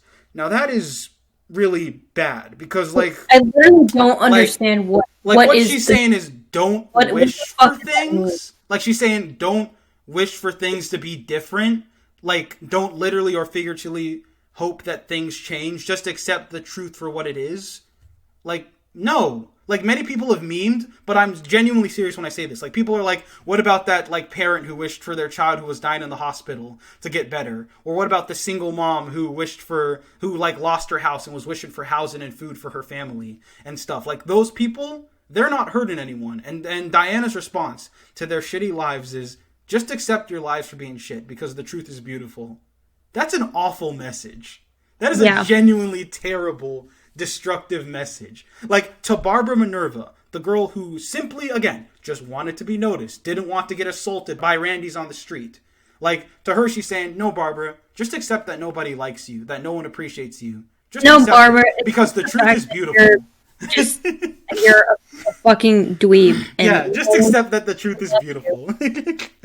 Like, no. Like, Diana, because everyone's like, but what about Diana's wish? No, Diana's wish was legitimately hurting someone. An innocent man. Barbara wishing to be, like, hot is not hurting anyone. Literally not hurting anyone. Like, people who wished for their children to get better, people who wished for better lives, they're not hurting people. But Diana's response is just wish for things, just don't wish for anything. Just accept the world. And this also goes back to the opening scene where her aunt's all like, you shouldn't cheat. And she says, quote, no true hero is born from lies, which is quite ironic because Wonder Woman's entire life has been a lie. Like, her mom lied to her about how she was, like, a demigod. She lies being a hero by hiding her identity. And, she's a lie. So that's just completely contradictory to what the movie's setting up. Because the thing is, a lie can be helpful. Like, that's the best thing about heroes. Even though we as people know that Superman isn't real and you can't fly like Superman, or Spider-Man's not real and you can't swing like Spider-Man, we're still inspired by their stories, and we're still inspired to do good by them. So a lie can be helpful, but the movie's like, no, just accept the truth. Like, this feels like, okay, you know how, like, celebrities will, like, go dressed as superheroes to, like, children's hospitals and, like, inspire the kids and stuff, right? Yeah. So Like imagine stuff. I feel like I'd see Gal Gadot go as Wonder Woman to a hospital, and the kid's like, my mom, like the doctors say I have 3 weeks to live. Do you think that I can be better and like live and be beautiful like you? And Wonder Woman, and then Gal Gadot just goes, "Oh, little girl, you have 3 weeks to live, so you're gonna die, and you'll never be like me. Just accept the truth, because the truth is beautiful." Like, that's what this feels like. It just spits in the face of people who are desperate and people who need help, and completely goes against the quote-unquote hopeful message that this movie was setting up. It's actually, like, toxic. It's the same logic as, because many people have memed this, when Gal Gadot and a bunch of celebrities like sang Imagine on social media, and everybody clowned on them for it. Like the idea of like the elite rich like saying, "Hey, all you people who are suffering and are losing your houses and are like trying to struggle for food, we in our rich mansions are saying that things will get better. Let them eat cake," or whatever. Like, that's what this feels like. It feels like being in jail in my multi-million-dollar mansion. Yeah, like, sorry, Wonder Woman, that not all of us are super hot, amazing, super-powered people who get away with sexual assault. Like, the truth isn't beautiful for everyone. Like, don't promote this message. It feels really toxic. I really don't know how else to put it. Like, it just feels like... This genuinely is, yeah, this has kept me up at night. No, rightfully so. I didn't even think that, but now that you say it like that, I'm kind of am, like, really pissed about it. Yeah, it just really bothers me that you'd have a superhero, Wonder Woman of all superheroes, promote a message like this and then claim it's hopeful and it's the movie we need. Like, get the fuck out of here. Like, please, Patty Jenkins, I don't know you and I don't want to like claim that you're some toxic elitist person, but I really don't hope you think this. Like, cuz it's genuinely broken and it genuinely disappoints me. Like, I don't know how else to put it.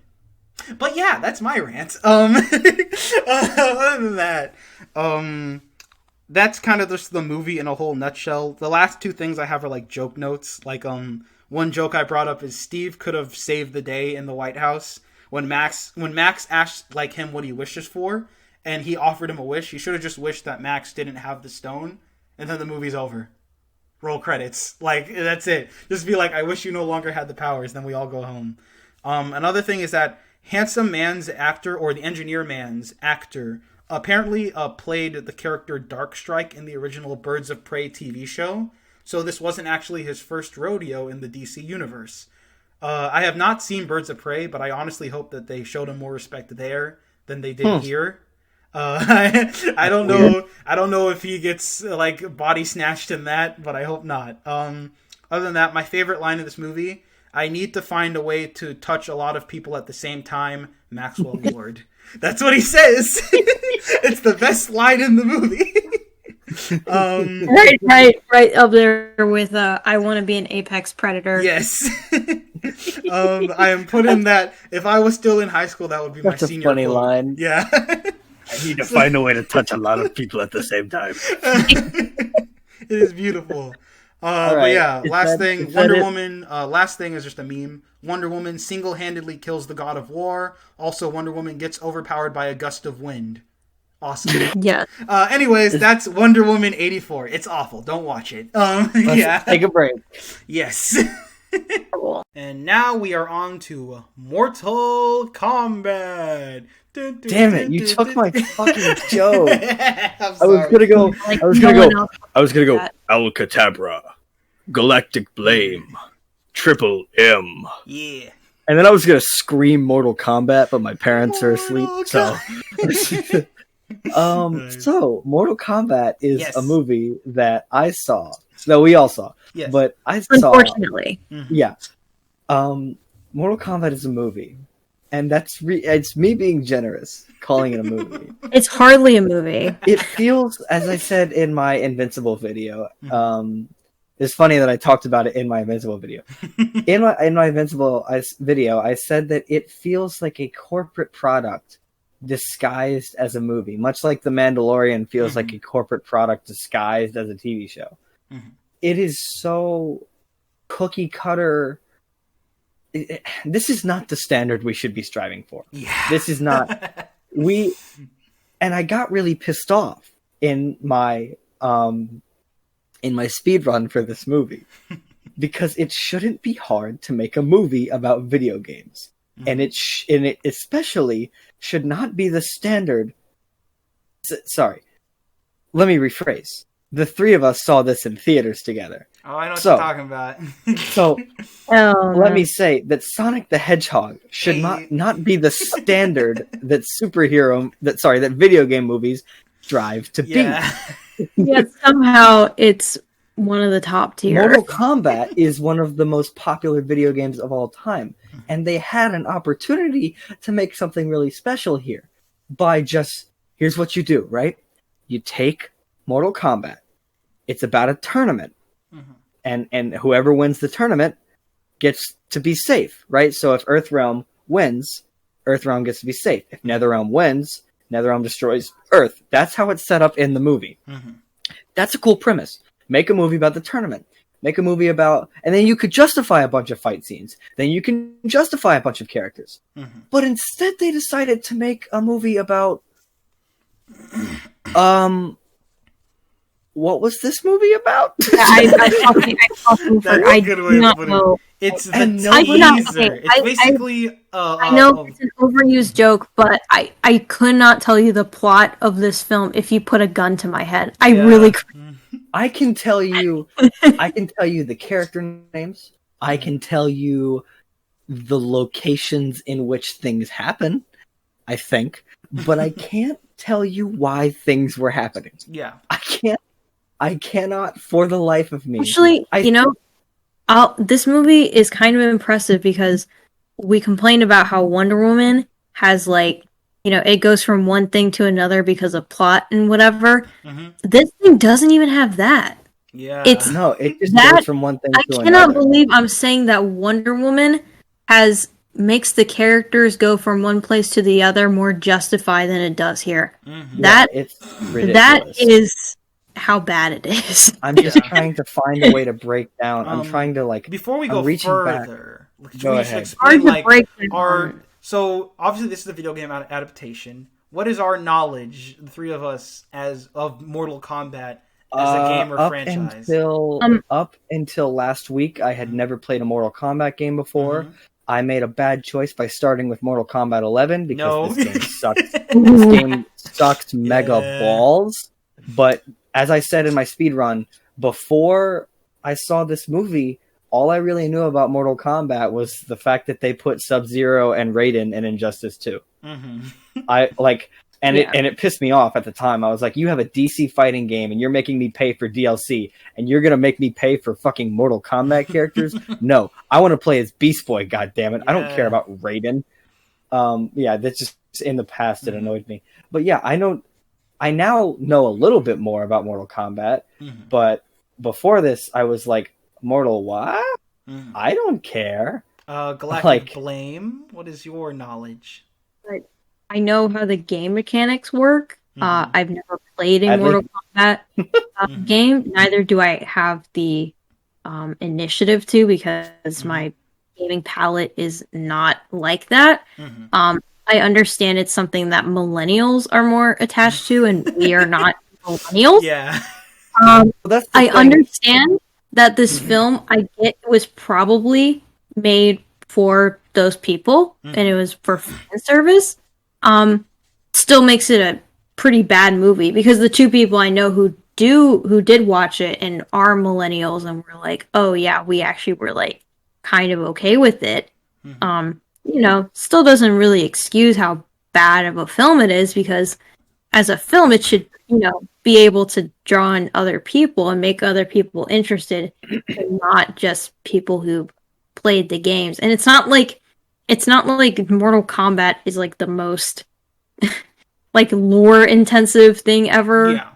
Yeah. It's not like, there could be a lot of other video games that you could like try and turn into movies and then it would take fucking forever because the lore is so heavy. Mortal Kombat is pretty simple. It's just an excuse to get people to fight each other. Like, it's not anything other than that. So, theoretically, I mean, it's got a good following of people who have played the games and have a nostalgic attachment to it.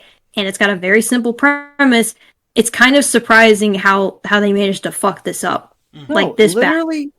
Also, I think personally that Mortal Kombat would work better as a TV show because then once again you can justify fight scenes and characters.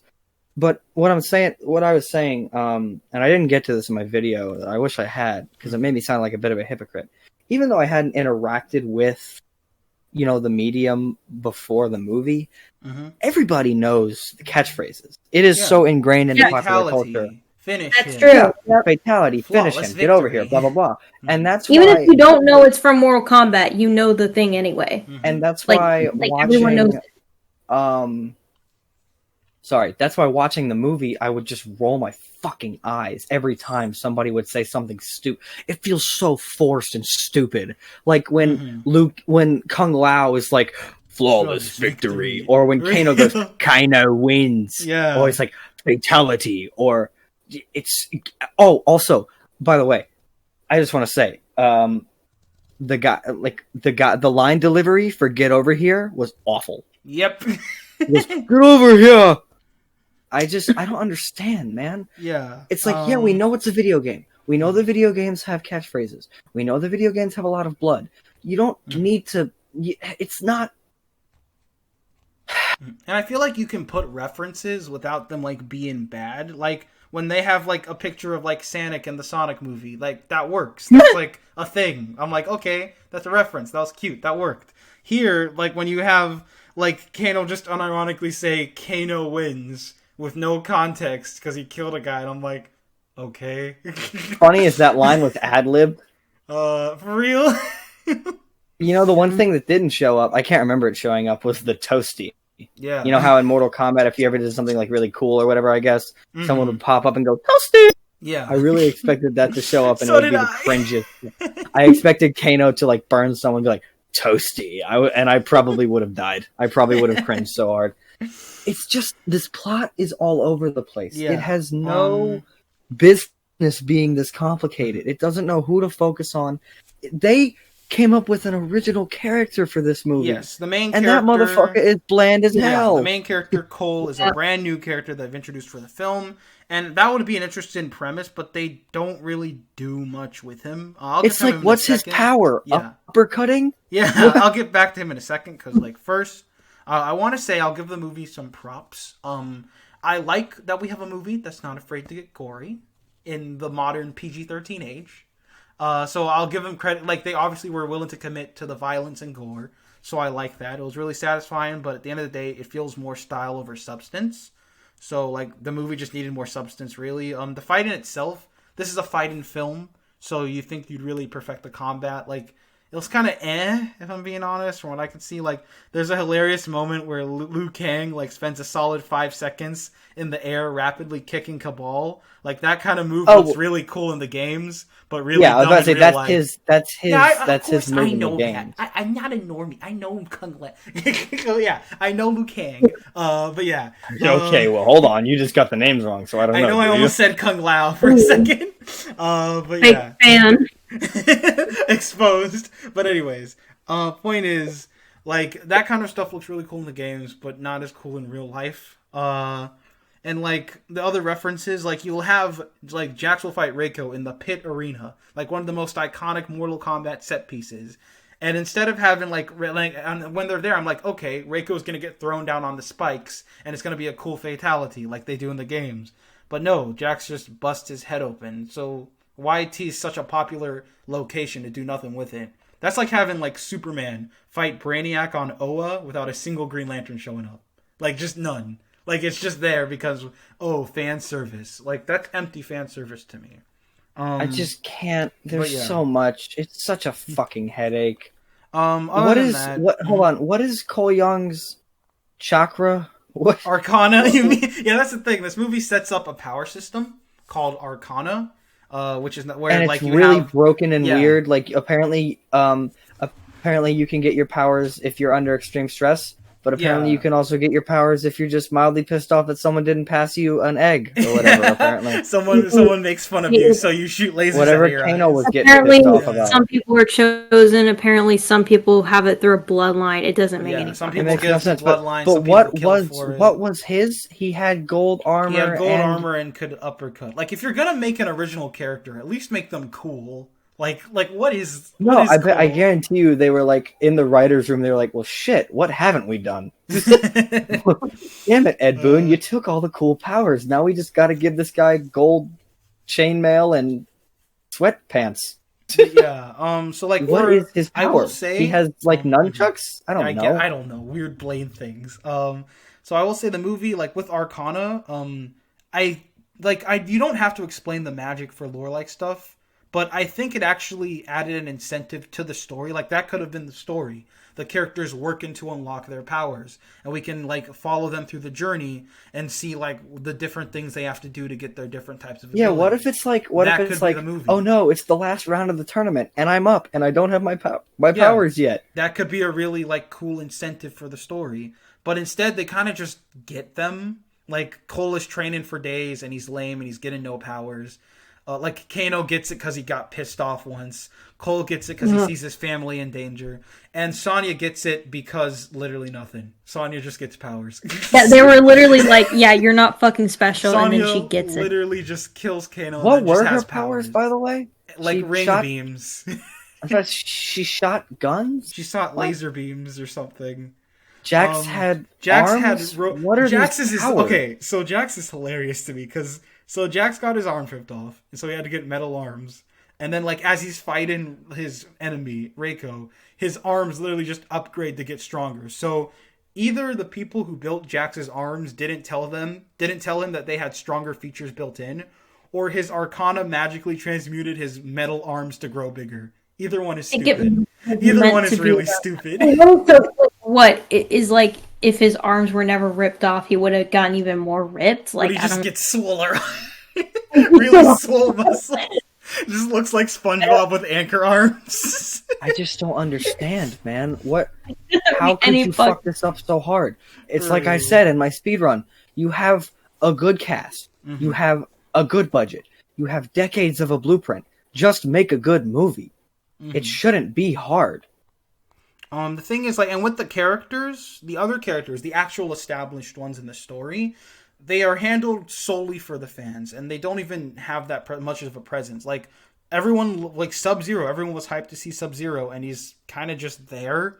Like, he has some creepy scenes, but he barely does anything. Dude, you want to talk about what the plot should have been? Mm-hmm. I wanted to know why these two guys were beefing. Yeah, what's up with Sub-Zero and Scorpion? What's up with them? That should have been the movie. I would have watched the opening that. scene is literally the start of their conflict, and then we just cut to centuries later, and it's never. And then it's like it doesn't come back up to the end of the movie. Mm-hmm. It's so dumb.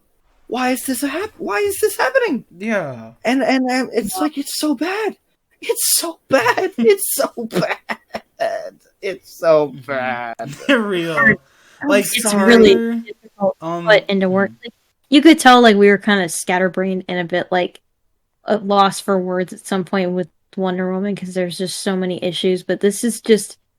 I don't even know where to start. Whole other level. I can't even get scatterbrained. The humor was awful. Like, everything Kano said made me want to turn the movie off. There's really not even a good thing about this film. Mm-hmm. I think it had a great cast. Might have been okay, like, going into it, but even I wasn't engaged in the fight scenes. I think the cast was fantastic. Yeah, the cast was pretty good. Okay, they were fine, yeah. The effects were fine. The costumes were garbage. Yeah. What the fuck? Kung Lao had a great costume, but, like, why did Scorpion look like that? He was wearing, like, sweats and a hoodie. What was up with that? I will say, like, the only characters in the whole film that I have anything of note to say about would be Jax and Sonya. Like, they had, like, a decent relationship as friends, and how, like, they had this, like, past as soldiers together. I wish we would have seen more of that. I would have watched a movie of that over Cole any day. Sonya was at least a compelling character, seeing as she was like the one with no powers who had to prove herself amongst all these like superpowered freaks and everything. But then she just gets powers anyways, so you don't really care. It doesn't anymore. fucking matter. Yeah. None of it matters. Nothing matters. It's just assembling the Avengers for the big epic tournament. Yeah, imagine if none of the Avengers had gotten prior movies and we just needed to start shit. Oof. Like, it just feels so empty for them. If it was a show, like you said, Triple M, it probably would have been better. I think a Mortal Kombat series could really work for these characters. But I'm trying to remember what I brought up in my speed run so I can talk about things. But the it's villains, all just... I want to talk about the villains and how, other than Scorpion, there how were empty. Villains in this movie? Or the enemies from Outworld, more so. Like, they were just kind of there. Raiko literally just screams. It was such a joke. Cabal was only decent because he had like a connection to Kano. Goro, I don't even like the Mortal Kombat games, but Goro is like so fucking cool, and he got so fucking cucked in this movie. This is Baraka. I want to see Baraka. I like that guy. He's cool. But yeah, Goro got like swords. Goro, the four-armed Chad, got cucked by Cole Young after use your uppercut, Dad. Like, literally just learned his powers, and then Goro just gets killed by him, and I'm just like, what a waste of such a cool character. Your uppercut, Dad. Yeah. It felt like some fan fiction where you write your OC to be stronger than the main character. My God, yes. Like, look at Cole beating Goro with no training. Dumb. What's the thing called? The Gary Stew, right? Yes. The male Mary Sue, yeah. Other than that, you've got like Melina, who was creepy, but she didn't really do anything either. Nobody did anything. None of them did anything. Scorpion literally just shows up out of nowhere to save the day. It felt like a Luke Skywalker moment from. He showed up to say, "Get over here," and then go away. It was the Luke Skywalker moment all over again. Look at the cool character you like, and now they're gone. Other than that, yeah, it's just, like, the thing is, they want this movie to appeal to a mass audience, I assume, so it's fine to have fan service, but when it's the whole movie is just that, then no one cares. I really don't know how else to put it. Don't. As many people have suggested, Liu Kang should have just been the main character of the film. He's far more compelling than Cole was. I like fucking Kung Lao. Kung Lao and Liu Kang could have been great for the movie. Hey, he got his soul sucked. Yeah, that was fucking He got his soul sucked.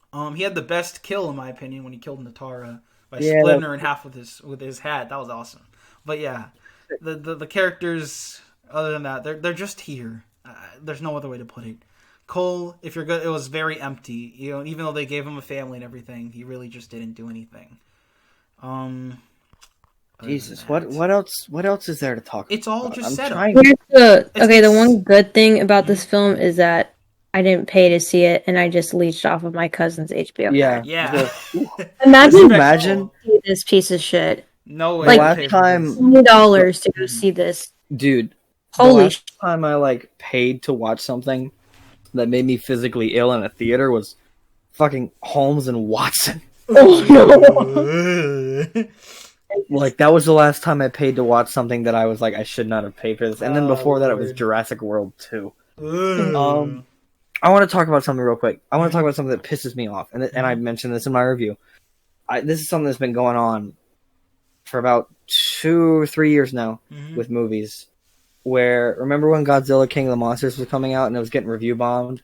And everybody on Twitter was like, you guys are stupid. If you're going to see this for the human stuff, then you're going to see it for the wrong reason. Yeah. And now it's happening again with Mortal Kombat. It's like, you shouldn't be watching it for the plot. You should be watching it for the fights. That's why you play the games. And I'm like, I'm going to shut that shit down right now. If the plot sucks, I'm not going to care. Yeah. That's just and movies in general. Also, I could have been like, matter what it's about. You need good writing. That's why things that don't have super interesting premises can be so interesting if they're written well. Yeah, and that's why we're here. We value writing. Even if Mortal Kombat had good fights, I would have been like, okay, fine, yeah, the plot sucks, fights are fun, but the fights suck. Yeah, there's nothing pretty fun bad or interesting or unique about the way they fight in this movie. It's quick cut, gore.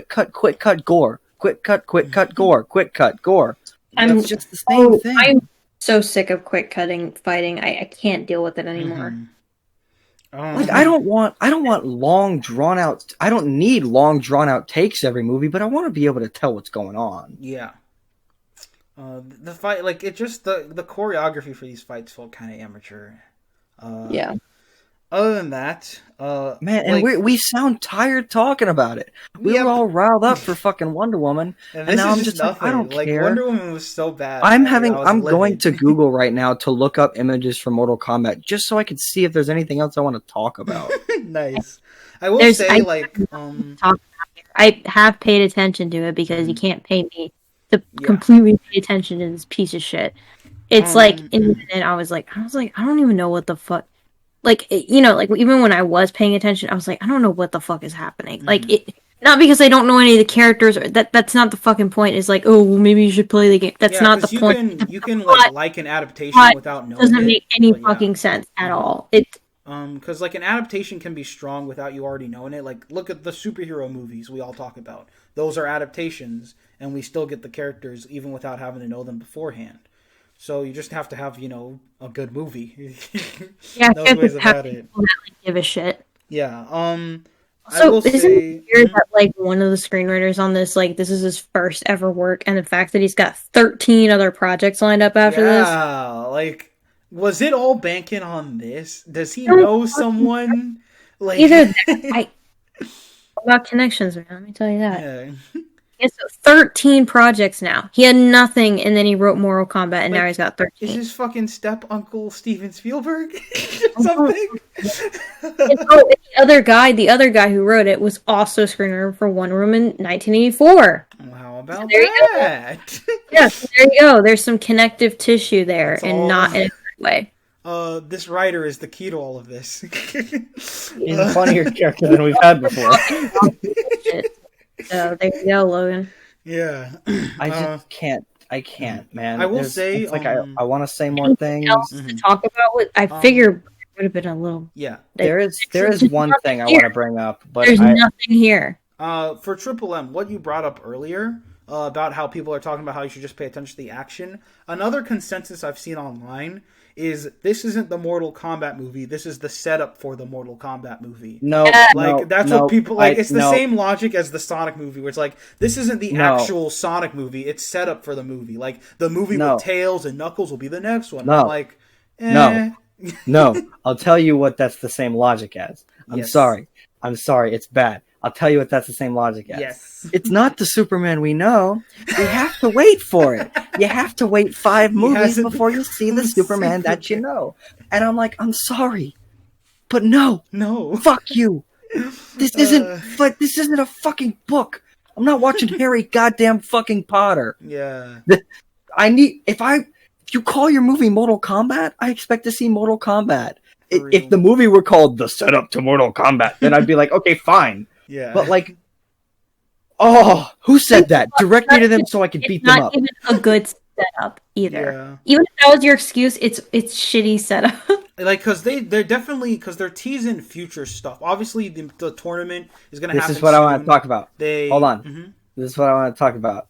At some point, I was going to bring up the fact that the last shot of the movie is just a shot of a man's pelvis, and they expected us to be like, yeah, but it's literally just a shot of a man's pelvis on a poster, and it's like out of focus, and it's like, I don't fucking care. I don't care that they're teasing Johnny Cage. Oh my god! I don't fucking care that they're teasing Johnny Cage. This movie was garbage, and they ended it on a garbage shot. What the fuck am I supposed to do? Care all of a sudden? No, I don't. I'm sorry.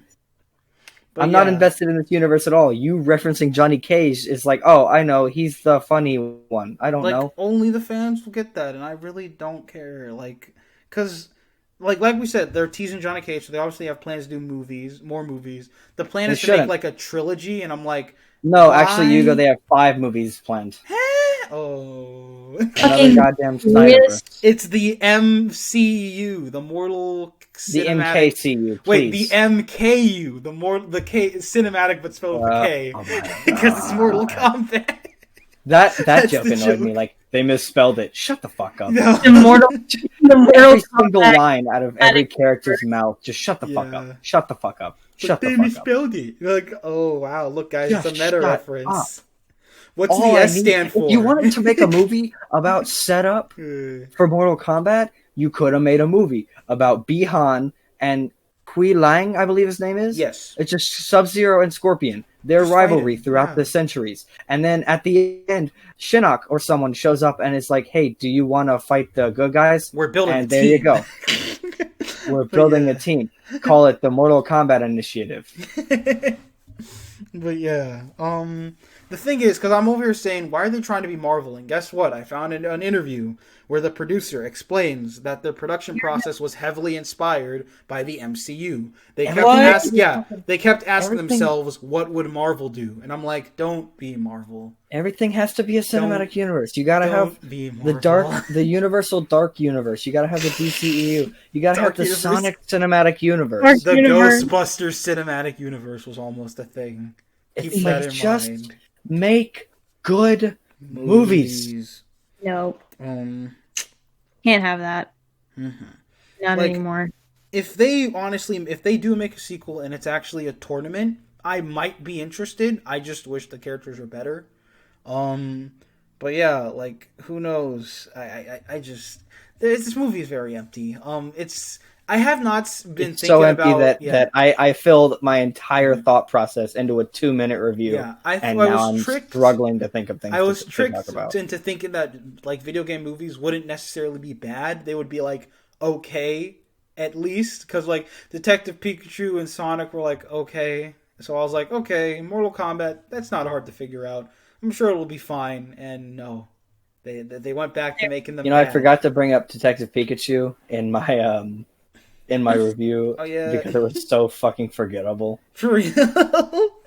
I know they're making a sequel to that movie, so I'm gonna have to go back. I don't care. I just don't fucking care about any of it. I'm sorry. See, this is the thing. It's like It's like I said in my video. It's like I'm turning into this cynical douchebag now. It's the more bad movies I watch, the more I'm just like, fuck you, I don't care. Why can't they get the video game movies right? Just get a good movie off the ground. Because they don't care. Yeah, they don't care. Here's the thing, because they rely. Here's the thing, they rely on a pre-established. I'm too fucking tired. Okay, they rely. I'm too fucking tired. I can't even word anything. They rely on a pre-established like piece of media, whether it be a book, video game, another movie. I don't fucking know. It's something that they know has an audience, and they're like, shit, we know that we're gonna have at least somebody's money, so we're gonna take that and we're gonna make it into something, and we're just gonna fill the teaser trailer with a bunch of like callbacks or whatever, and just get all the money from that, and just make a short-term investment, and just get everyone to pay money for it and to see it, and not have anyone else ever think about it ever again. They don't fucking care. Because here's the thing. It's all about mediocrity, because it's all about the short-term gain, about getting money, getting people, well, what it used to be, getting people into the theaters, and getting them to just pay for that first-time notice, getting all the money out of it, and forget anything that is remotely challenging, because guess what? It doesn't sell in foreign markets. So they're not going to fucking do it. That's why representation is so fucking shit and superficial. Oh, hooray, I'm supposed to celebrate how there was one gay kiss in Star Wars for 5 seconds where they could have easily edited it out of foreign markets, which they definitely did. Cool. A Pixar movie mentioned that a girl has a girlfriend. Wow. They cut it out. They're so fucking progressive. Like, no. Like, that's what this whole thing is about. It's all about the short-term investment. It's all about the money. Nothing about creativity anymore. Let's just put it past that. Any reason for us asking, why do they not care or anything, it all comes back to the same thing. It's all about money. They don't actually care. They're not going to hire people who are going to care, because all it matters is about getting that short-term investment. They don't care about making anything that's going to go anything past that and do that past that original job. Okay, I'm done. Sorry. You see what you did to us, one brother?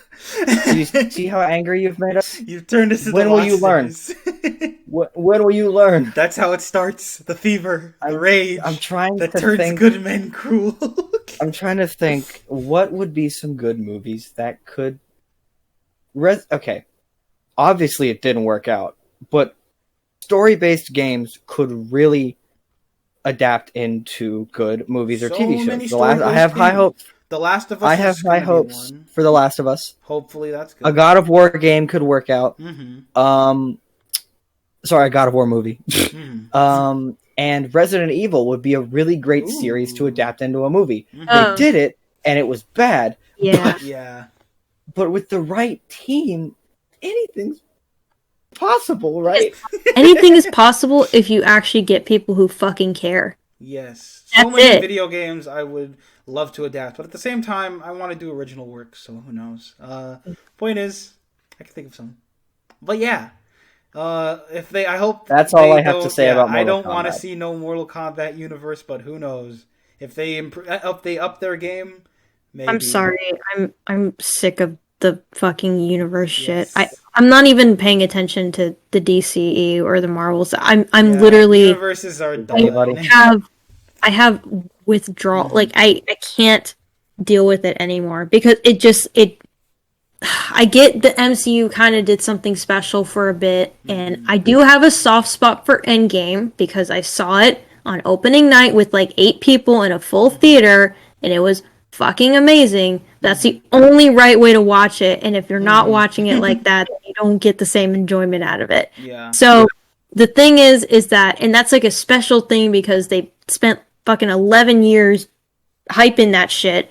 It was a slow burn, and the fact that people want to do that thing again is just it was a one-time hit and run, and that's it. Okay, we shouldn't be striving to keep doing that anymore, and I'm honestly terrified to see where the movie industry is going from here, especially now that theaters are basically just going to be closed indefinitely.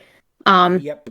Only relegated to like indie flicks and things like that, and everything is just it feels like it's going to get even more because it was already heading towards that direction even before pandemic. It just, focusing on franchises and everything, but it feels like it just gets like that. It just gets worse and worse and worse and worse. And it's like I would like to think so. I like to But think that the there's people I always a see spot. at film school There's now, always a spot for important movies. It's just Dude. right now it's hard to kind of find that niche. Yeah. But it's like I think. Who knows? Look, I want to believe there's going to be that next generation out there that's really going to care and is really going to do something else, because that's how, film movements have started. You get one that hated what the other one did and they do something different with it. That's how that works. And I really hope that's going to happen, within the next 10 years or so. But the people I see who go to film school right now really fucking make me nervous. It's okay. They want to, I'm sorry, but they want to do like the MCU shit. And I'm like, I can't do it. All right. Now that we're all happy, should we do our recommendations? I mean, yeah, that's there's no real through line for these movies other than let's not do cinematic universes too much and let's do better adaptations. So, last note is Melina in this movie got yellow washed by a black woman. No one's talking about that. But yeah, I don't think anybody character cares. Melina. That's It's both not that racially big of a insensitive deal. and progressive at the same time. I just found that hilarious. But yeah, that's literally the only interesting thing in this movie. So yeah, we just fatality to this bitch. Recommendations? Recommendations? All right, who wants to go first? Either one of y'all. Annika, you're in a great mood. Why don't you go first? Yeah, sure. Sure. Equally, great, equally happy film. Go watch Battle of Algiers. I already You bitched you. recommended that to told us. us about that. Watch it. It's really good. It's probably the best political thriller ever made, and it's actually based off of what really happened. It's in Algeria. It's got colonialism stuff and terrorism elements and it's got a gray area. It's done really, really well. I'm watching that bad boy this weekend, actually. So yeah, good timing. Yeah, good stuff. So that's a really good political thriller to sit through. Trying to think of Oh yeah, start watching Better Call Saul. It's fucking amazing. Yeah, baby. All right. Oh yeah. The second that people told me that it's better than Breaking Bad, I was like, there's no fucking way it's better than Breaking Bad, and Jesus Christ, I can fucking see it. It's better than Breaking Bad. It pretty much is everything that made Breaking Bad good. They do it here 10 times better. Well, it's like, okay, so Gus Johnson summed it up really well on his podcast. Breaking Bad is, and this sounds so elitist when you say it in the wrong context. Breaking Bad is really accessible to a general audience. It's easy to be roped in by, a guy gets mistaken for a drug lord, and and he gets followed down this life of crime, blah blah blah blah blah. It's really accessible. But Better Call Saul is like, I've never been so invested in a show that was just like 90% dialogue. But it is so well done. I am so invested in the show. Fucking good. The dialogue is so good. And the visual story. I've never seen something that has, because most, I don't want to spoil too much, but most filmmakers have like their signature thing. Like Tarantino is like known for his dialogue or whatever. But like this does visual and dialogue storytelling both equally so well. Oh my god, the cinematography in this is fucking amazing. Yes, it goes like above and beyond. The motifs that come back the motifs that come back literally make my jaw drop. It's like, because as someone who's, studying screenwriting, the more I go into the more I start learning about it, the more I can't enjoy, normal shit anymore, because I just find all the problems in it. It makes me cynical as fuck. So, but this is like, it's so fucking good that it makes me enjoy it even more. Like the fact that I know all this and I can pay more attention to it, that is such a hard thing to do. I totally agree with that. The thing is like, the whole point of like getting involved in a TV show is that you got to grip somebody's audience. You got to have a really darn good premise that you can sell somebody in like a minute, and then you got to execute it just as well and do it better and promise even more. The premise for Breaking Bad is amazing. It's so good. And there's not really that for Better Call Saul. And Better Call Saul, like, even though it's a prequel, it makes you like latch onto the fact, like, what's going to happen to him. But the whole thing is like it makes it all the more tragic. Car accident where you like know it's going to happen, but you can't look away. It's going to end badly, but you can't help but watch because you want to know how exactly it's going to happen. So good. Yeah, totally. So yeah, Annika's recommendations were great. You go. Time to top that. All right. Well, I guess we're each doing two recommendations. I'm doing 3. Go ahead. Oh wow. Well, we have to do the same amount, or it's not fair. I'm the multimedia man. You go. I have to do. Anyways, I got 2. The first one is a very simple one. It is a video game that I like called. So, if y'all are familiar with the Monster Hunter franchise, it's very simple. You hunt monsters. There's a spin-off not enough people talk about, called Monster Hunter Stories. It's essentially Monster Hunter Pokemon. Like, instead of, even though it's called Monster Hunter, you actually befriend monsters and, like, work with them. You explore the world. You battle alongside them. And, like, they still incorporate, like, the hunt and exploring elements, but now you, like, work with monsters. There's a through-line story. It's more lighthearted. There's some really fucking dark story moments, like when your best friend's, like, mom dies. It's really fucking dark. But the game is, like, intended towards children, so it's a little lighthearted, but still very fun and engaging. It's available on like Nintendo 3DS as well as like mobile. So if you don't have a 3DS, it should be on like mobile devices. I'm bringing it up because like they're finally making a sequel for like the Nintendo Switch that comes out like next month, and I'm glad the game's getting some recognition. It looks really fun for the sequel. So what? The sequel. The sequel looks really fun. So what's the the sequel to the game? Yes, Monster Hunter Stories 2. I thought you meant they were releasing a new Switch. No. And I was like, what the fuck? No. But yeah, so I'd recommend getting into Monster Hunter Stories on either 3DS or mobile, so get ready for the sequel if you like turn-based RPG strategy and Pokemon-like elements.